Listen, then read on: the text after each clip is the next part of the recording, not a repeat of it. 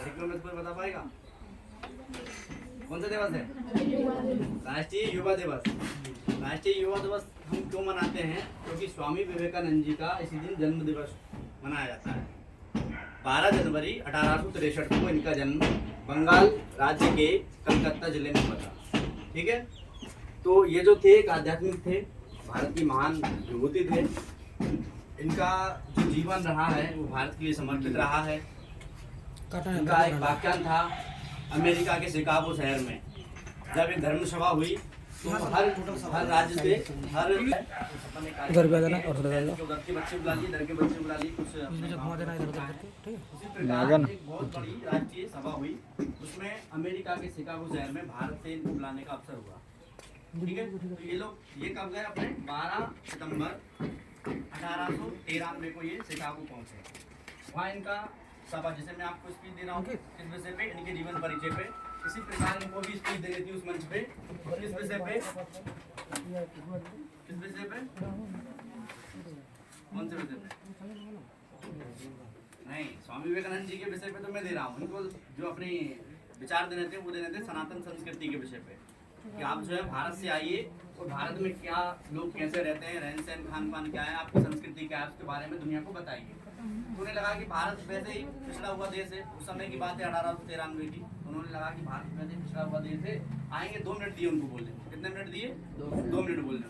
लेकिन जैसे ही स्टेज पे आते हैं और इन्होंने स्पीच में दिया, all ladies and gentleman, my sister and brothers, इन्होंने ये शब्द जैसे ही बोला तो वहाँ 10-15 मिनट तक इनके लिए तालियां बजती रही।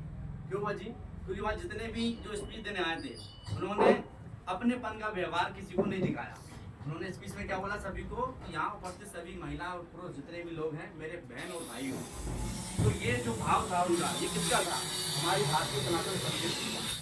आज हम जब सड़क पर जो विद्या भारती चलाती है उसमें जाते हैं तो हमारे बहनें पढ़ती हैं, हमारे भैया पढ़ते हैं, आचार्य और दीदी हमको पढ़ाती हैं। ठीक है, लेकिन ये हमारी पाश्चात्य संस्कृति है जिसमें हम सर मैडम करके बात करते हैं। ठीक है, तो ये हमारी भारतीय संस्कृति थी जिसमें उन्हें इतनी बधाइयाँ मिली, उनका स्वागत इतनी जोर, जबकि इन्हें 2 मिनट तो बोलने के लिए दिया गया था, वो 10-15 मिनट के लिए तालियां बजी।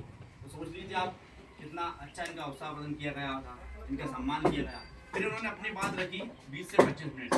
जब इन्होंने अपना भाषण दिया, वो आपको गूगल पे मिल जाएगा, काफ़ी बड़ा है, इंग्लिश में है, हिंदी में भी है। तो इन्होंने एक ही बात कही कि भारतीय संस्कृति है वो नदियों के जैसे है। कैसे है? नदियों के जैसे।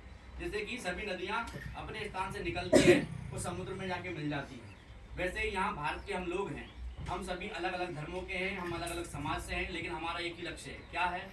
तो बता पाएगा? हमारा एक ही लक्ष्य होता है अंत में मोक्ष प्राप्ति, कि हम सभी अपना कर्तव्य, अपने कर्म करते हुए ईश्वर के पास जाके मोक्ष की प्राप्ति करें। यही है कि और किसी का कोई लक्ष्य है इसके अलावा? किसी का है अमर होने का लक्ष्य है? कोई बता सकता है? ठीक है, तो यही है कि आप लोग सुन रहे हैं, तो मैं बीच बीच में आपसे प्रश्न इसलिए पूछता हूँ कि आप सुन रहे हैं कि नहीं। ठीक है, तो ये इनका जो है लक्ष्य, इन्होंने अपनी बात रखी कि भारतीय सनातन संस्कृति ऐसी है। और इन्होंने जब अंत में अपना भाषण को समाप्ति किया तो इन्होंने एक ही बात कही कि हम भारतवर्ष उस पावन धरा के बिंदु हैं, गर्व से कहो हम हिंदू हैं। तो सर्वप्रथम हिंदू होने की बात स्वामी विवेकानंद जी ने विदेश में कहा की थी, शिकागो सम्मेलन में। तब लोगों को पता चला कि भारतीय सनातन संस्कृति है वो हिंदू संस्कृति है। वही एक ऐसी विश्व में संस्कृति है जिसमें सभी धर्मों के लोग समाहित हैं। भारत एक ऐसा देश है जहाँ पर सभी धर्मों के लोग, सभी धर्मों को मानने वाले लोग, सभी समाज के लोग रहते हैं। आप देखेंगे अन्य जितने भी देश हैं वो केवल कोई क्रिश्चियन है तो कोई मुस्लिम राज्य है, लेकिन हिंदू सनातन संस्कृति वाला आपको कोई सा भी देश नहीं मिलेगा। लेकिन भारत एक ऐसा देश है जहाँ सभी धर्मों के लोग रहते हैं, हिंदू, मुस्लिम, सिख, ईसाई, जैन, पारसी, बौद्ध, बहार। नाम सुने ना? तो सभी धर्मों के लोग रहते हैं, एकजुटता के साथ रहते हैं, यही हमारी सनातन संस्कृति है। ठीक है, तो आज का जो हमारा विषय था वो यही है कि युवा, हम क्या हैं? सभी युवा। क्या है? युवा। जोर से बोलिए, युवा हैं। युवा हैं। जब स्वामी विवेकानंद जी भारत से जाके शिकागो में धर्म सभा कर सकते हैं तो आप भी यहाँ बैठे बैठे बोल सकते हैं ना कि हम युवा हैं। क्या है हम? युवा। युवा हैं। ठीक है, युवा का मतलब क्या होता है? कोई बता पाएगा? नहीं बता पाएंगे। अगर युवा का उल्टा करेंगे तो क्या होगा? क्या होगा? जोर से बोलिए। वायु होगा ना। वायु का मतलब क्या होता है? वायु जैसा कि हवा, हवा कितनी स्पीड से चलती है, केवल दिखती नहीं है, एहसास होता है, महसूस होती है, पत्ते हिलते हैं कि हवा चल रही है। उसी प्रकार वायु, वायु का मतलब होता है उल्टा युवा, युवा का मतलब होता है कि हम वो लोग हैं जो कुछ भी कर सकते हैं। ठीक है, तो युवा अगर अपने मन में ठान लें कि हमें अपने गांव को, हम अपने नगर को स्वच्छ बनाना है, स्वच्छ भी बना सकते हैं। और हमको लगता है कि हम आपस में नशा करके नशाग्रस्त बना सकते हैं, तो वो भी हो सकता है। अभी यहाँ इतने बच्चे बैठे हैं, अगर 2 युवा जो हैं 1 महीने 2 महीने के लिए बाहर चले जाएं और वहाँ से कोई नशा, कोई सा भी ड्रग्स या शराब, सिगरेट, बीड़ी की लत लेके आ जाएं, तो 5 धीरे धीरे यहाँ 50 कर देंगे। समझ रहे हैं? तो आप सभी लोग क्या है, युवा हैं, आप स्टूडेंट हैं। आपका लक्ष्य क्या है, कोई बता सकता है युवा का लक्ष्य क्या है? आप स्टूडेंट का बता पाएंगे? कोई नहीं बता पाएंगे? आप में से कोई पीछे? यहाँ कोचिंग में आप आ रहे हैं, क्यों आ रहे हैं? आपका उद्देश्य क्या है? लक्ष्य क्या है? सुबह लक्ष्य प्राप्ति। कौन सा लक्ष्य?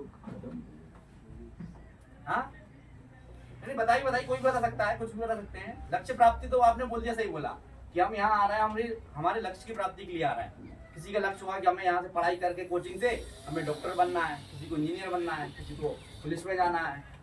समझ रहे ना? तो ऐसा लक्ष्य, मतलब आपका लक्ष्य क्या है? किसी को नहीं पता क्या लक्ष्य है?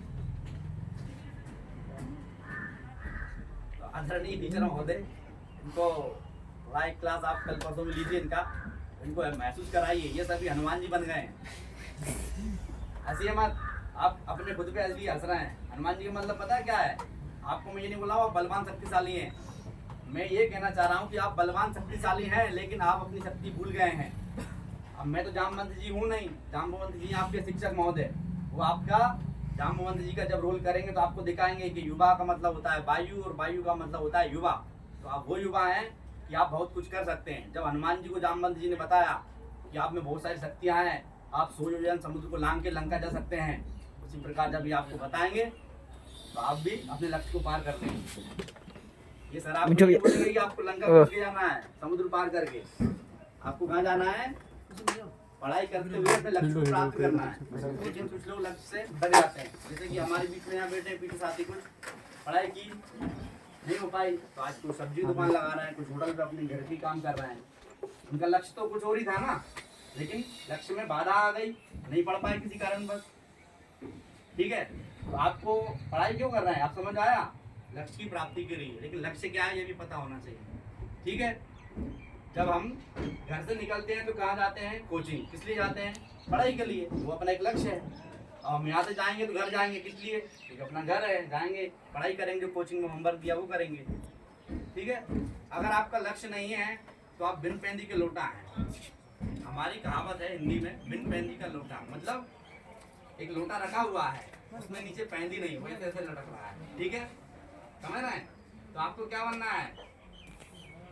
आपको युवा हो, आपको पीने वाला लोटा बनना है कि हमारा लक्ष्य फोकस होना चाहिए कि भाई हमें जिस जॉब को प्राप्त करना है, और उस जॉब के साथ हमें क्या करना है? जैसे आपको नौकरी मिल गई, सपोज दैट, नौकरी के बाद क्या करेंगे? काम करेंगे, हमारा जो काम होगा ईमानदारी से। ठीक है, उस काम को करते हुए अंत में हमें मोक्ष की प्राप्ति जानी है। तो यही स्वामी विवेकानंद जी ने कहा है कि भारत की जितनी नदियां हैं वह अपने मार्ग से घूमती हुई कहाँ जाती है? समुद्र में मिलती है। उनका लक्ष्य यही है।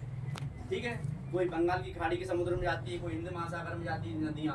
उसी प्रकार हम भी युवा हैं, हम अपना अध्ययन करेंगे, हम अपने लक्ष्य की प्राप्ति करेंगे और हम समाज सेवा करेंगे। जैसे कि कोई डॉक्टर बनेगा, अब अपना टाइम रहेगा 10 से 5 का, तो उसमें मरीजों को देखेगा, वो भी एक सेवा ही है ना। ठीक है, तो इसी प्रकार से हमारा भी लक्ष्य होना चाहिए कि हमें डॉक्टर बनना है, पुलिस में जाना है, आर्मी में जाना है। कोई अगली बार से कोई कार्यक्रम और कोई आपसे पूछे कि आपका लक्ष्य क्या है, तो खड़े होकर सीना तान के बोलना कि मेरा लक्ष्य ये है। ठीक है, बस इतना ही था मेरा ज्ञान।